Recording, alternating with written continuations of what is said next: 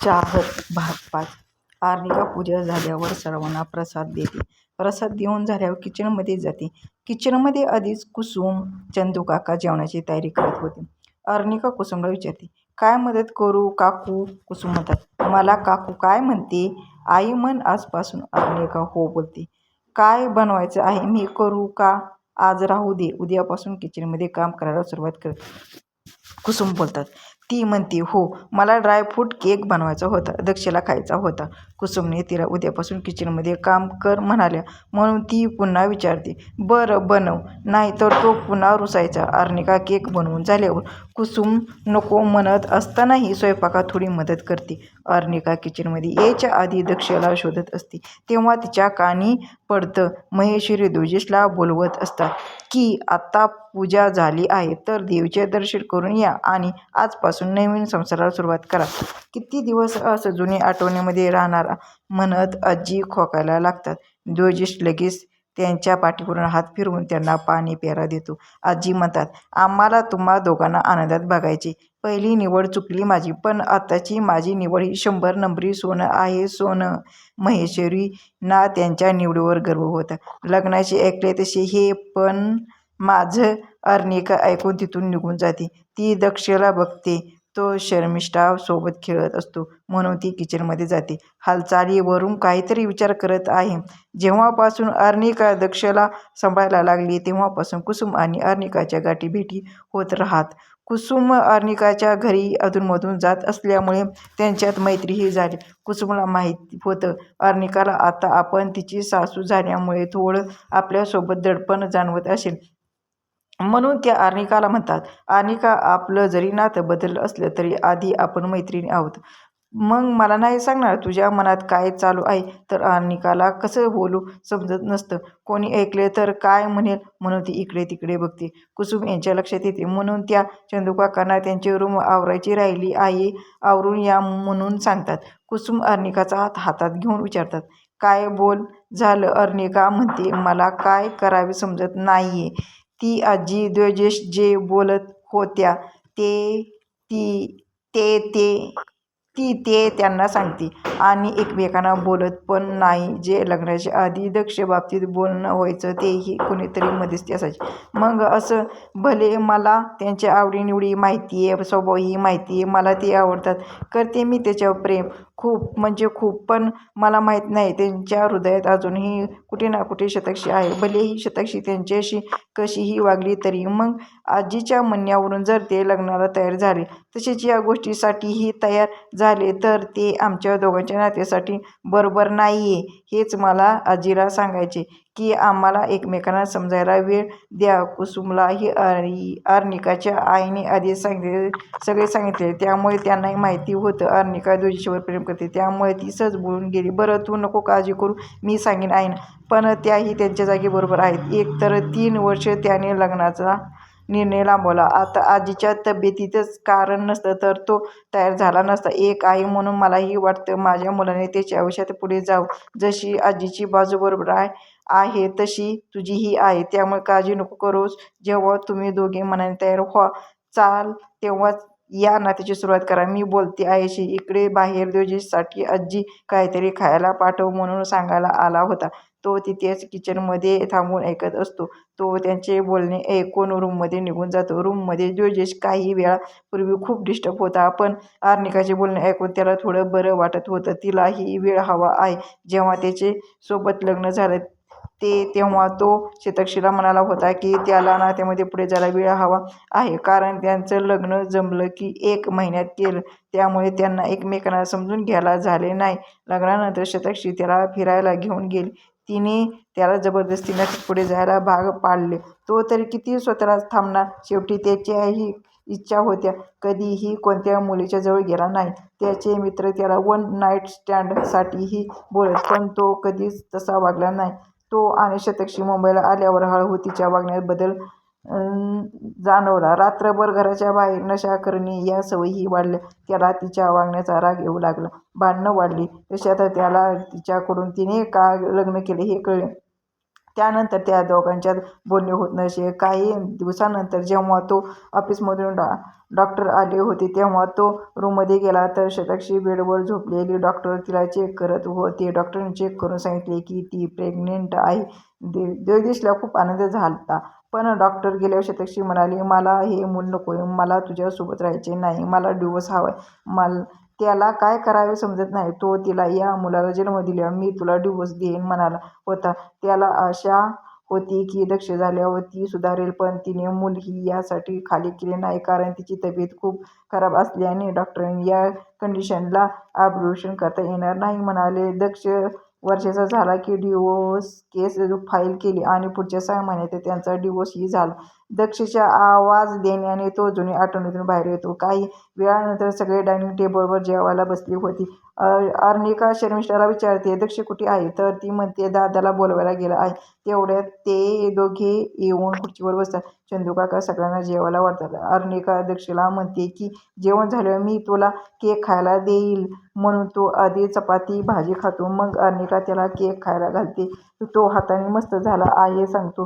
त्याचं खाऊन झाल्यावर तो केकचा एक पीस उचलून खुर्चीवरून उतरून जोजेशकडे जातो आणि त्याच्या तोंडापुढे केक पकडतो. दक्ष त्याला खावा ना पप्पा म्हणून खूप छान झाला आई, आई खूप छान बनवते, तुम्हाला पण माझ्यासारखाच आवडतो ना केक? मग तोही खातो. दक्ष म्हणतो, कसा झाला आई?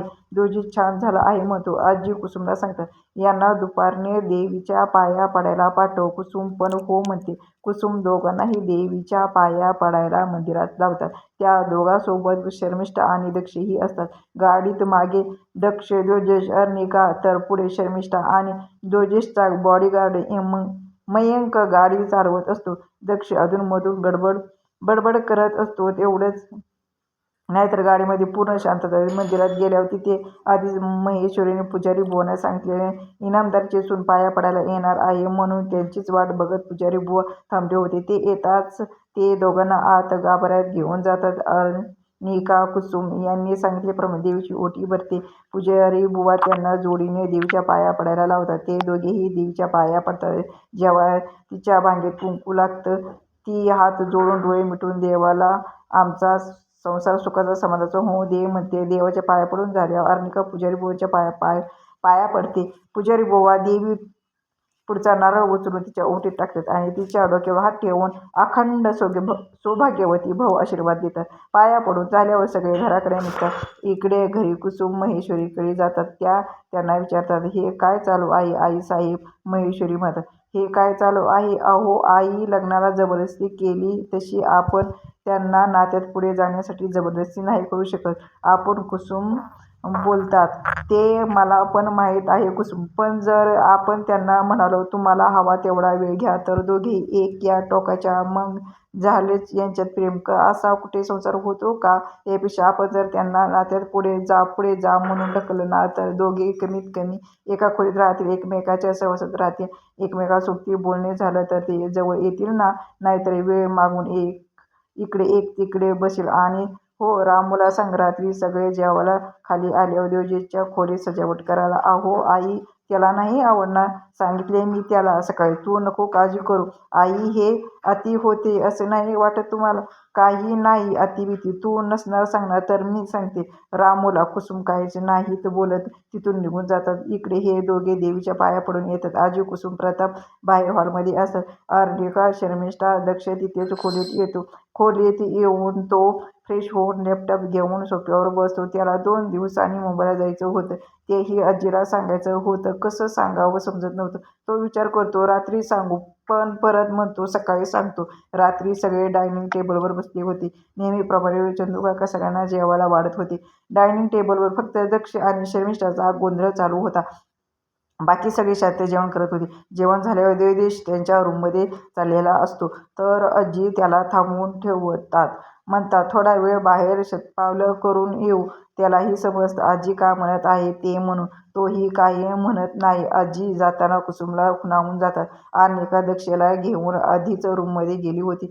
शर्मिष्ठा रूममध्ये येते तर अर्निका दक्षला कुशीत ठुपटवत असते. तिला कुसुमने सांगितलेलं महेश्वरीने तिचे काही ऐकले नाही. अर्निका विचारत असते तेव्हा तिच्या कानावर आवाज पडतो, वहिनी, आईने ही साडी दिली आहे घालायला, तीही हा करते दक्षला खाली झोपवते. साडी घेऊन बदलून येते. गळ्यात मंगळसूत्र, मोकळे केस, छोटे कानातले घातले. शर्मिष्ठा तिला देवजीच्या रूमच्या दरवाजापर्यंत सोडून येते असते. अर्निका तिचा हात पकडते. वहिनी हात सोड. का एवढी भीतीस? जा आतमध्ये. अर्निका तोंड बारीक करून तिच्याकडे बघते. तर ती दादा काय खाणार नाही तुला?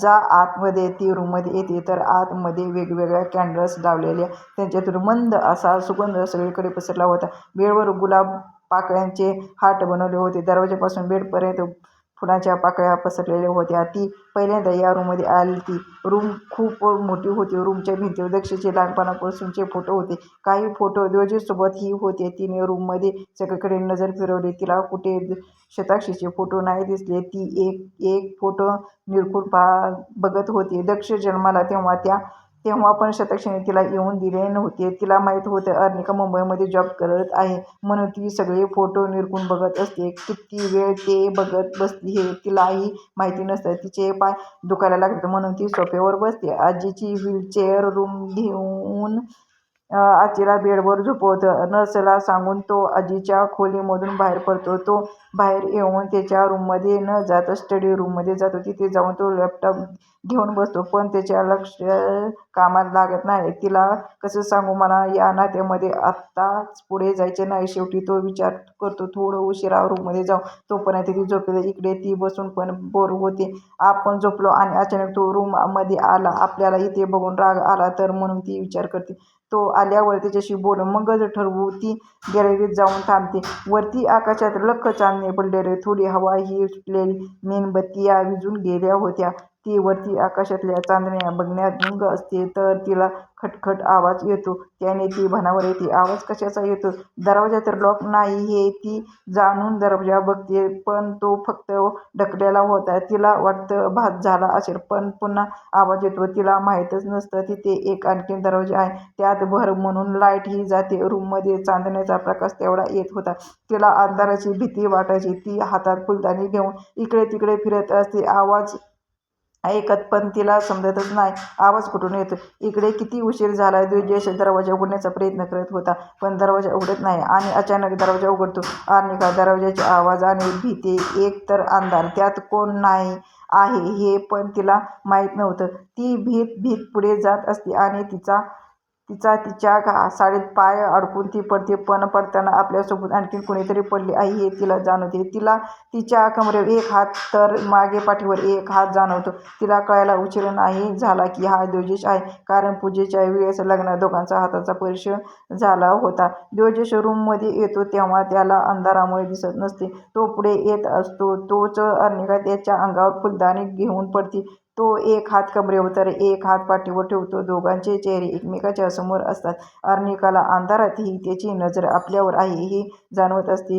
एक तर जळून गेलेल्या कॅन्डलचा मंद सुगंध आणि त्यात दोघं असं एकमेकाच्या जवळ. भाग कसा वाटला कमेंट करून सांगा. व्हिडिओ जर आवडला असेल तर व्हिडिओला लाईक करा, शेअर करा आणि सबस्क्राईब करा.